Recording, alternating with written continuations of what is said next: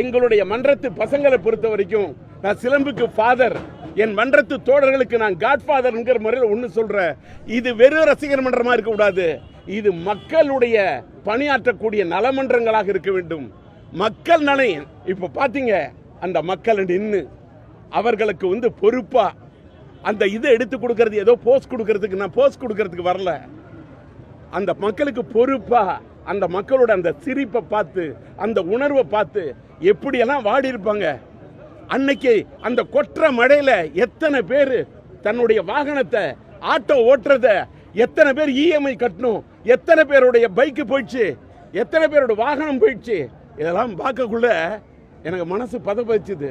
உங்களுக்கு உடம்பு சரியில்லை, நீங்க இந்த இதில் போகக்கூடாது, இது கூட கொடுக்க வேணாம்.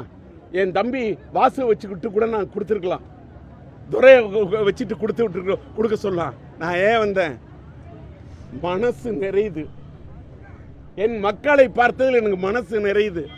ஏன்னு கேட்டா, நான் ஒரு காலத்தில் முன்னால், இன்னைக்கு இந்த தொகுதியே இல்லை, பூங்கா நகர் தொகுதியின் சட்டமன்ற முன்னாள் சட்டமன்ற உறுப்பினராக இருந்தப்ப கொற்ற மழையில கழுத்து மட்டும் தண்ணி இருந்தப்ப நடந்து போய் என் மக்களுக்காக குப்பை லாரியில போய் ஏறி கூட போய் நான் நிவாரணம் பண்ணேன். அந்த நிவாரணம் பண்ண முறையில் இந்த மிக்ஜாம் புயல இன்னைக்கு நிவாரணத்தை எங்களால் முடிஞ்ச அளவுக்கு செய்ய வந்த இருக்கப்ப ஒரு கருத்தை மட்டும் பதிவு பண்ணிட்டு போறேன். என்னன்னா, நான் அரசியலா இதை சொல்லல, நான் சொன்ன பாருங்க, நான் யாரையும் திட்டி தீக்கிறதுக்கு இங்க வரல. மழை ஏற்கனவே கொட்டி தீத்துருச்சு. ஒன்னு சொல்றேன், யாரு மேல குறை சொல்லியும் புண்ணியம் இல்லை. ஆண்டவா, கர்த்தரே, எல்லாமல்ல ஈசனே, இயேசுவே, பிரைஸ் தி லார்ட், அல்லேலூயா, இன்ஷா அல்லாஹ், பிஸ்மில்லாஹ், எல்லா இறைவனை ஏக இறைவனை பார்த்து சொல்ற, மக்கள் நல்லா இருக்கணும், மக்களுடைய நலனுக்காக நான் குரல் கொடுக்கணும் அப்படிங்கிறத நான் முன்னாள் சட்டமன்ற உறுப்பினரா இருந்த அப்படிலாம் நான் வரலங்க. நான் ஆக்கப்பூர்வமான கருத்துக்களை பதிவு பண்றதுக்கு மட்டும் தான் வந்திருக்கேன். நாங்க கொடுத்த இந்த அரிசியில போய் வீட்டில் போய் அவங்க சோறு ஆக்கி திங்கும் போது, இந்த அரிசி நாங்க கொடுத்தோம் இல்லை, இந்த ஒவ்வொரு புடி அரிசியை யாரு அள்ளி கொடுத்தாங்களோ, யாரு உதவி செஞ்சாங்களோ, அவர்கள் அத்தனை பேருக்கும் நான் நன்றி சொல்றேங்க. இந்த மக்கள் சார்பாக நான் நன்றி சொல்றேன். ஏன்னு கேட்டா, நான் 1980 ஒருதலை ராகம் எடுக்க வந்தப்ப அன்னைக்கு இருந்த சென்னை வேறங்க. அன்னைக்கு சென்னையில பாத்தீங்கன்னா, நான் ஆக்கப்பூர்வமா பேசுறேன், அன்னைக்கு சென்னையில இருந்த ஜனத்தொகை என்ன, இன்னைக்கு இருக்கக்கூடிய ஜனத்தொகை என்ன? அன்னைக்கு பாத்தீங்கன்னா இருந்த கட்டடம் 15% தான் கட்டடம், 25% தான் கான்கிரீட் பிளேசஸ் கட்டடம், மீதி 75% மண் தரை இடங்கள் இருந்தது, நிலத்தடி நீர் கிடைக்கும் அன்னைக்கு. ஆனா இன்னைக்கு 15% தான் மண் இருக்கு, நிலம் இருக்கு, மீதி 75% 85% சிட்டி ஃபுல்லா வீடு, கான்கிரீட் கட்டடம், எங்க பார்த்தாலும் சிமெண்ட் தரை. தண்ணி எங்கெங்க ஓடும்? வருஷம் மழை பொழியுது, மழை பொழியும் போது அந்த வெள்ளம் எங்கே ஓடும்?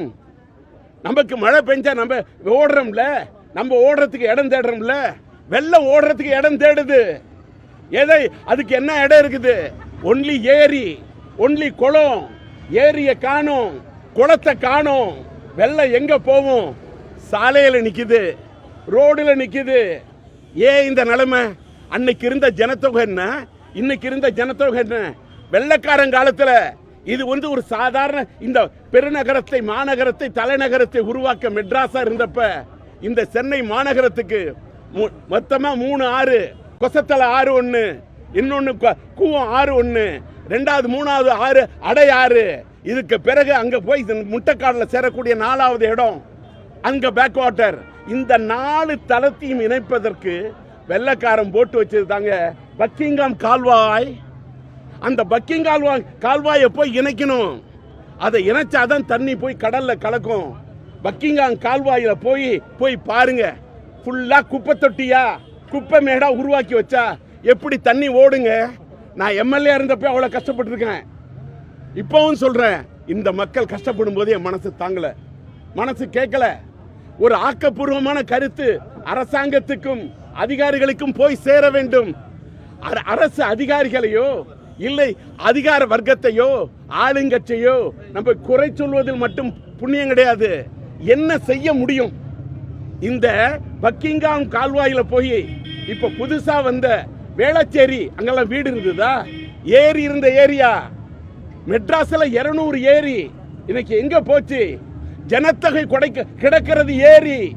இன்னைக்கு சென்னையை ஆக்கி விட்டார்கள். சென்னை இப்படி ஆகிவிட்டது. இப்படி மாறி வானம் பொழிகிறது மும்மாறி.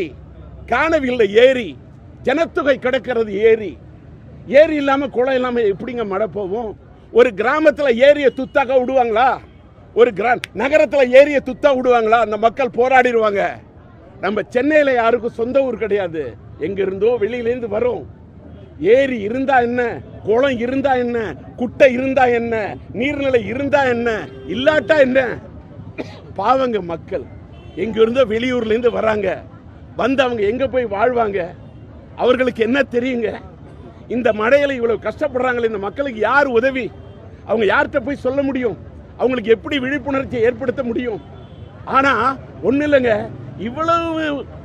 இவ்வளவு ஏது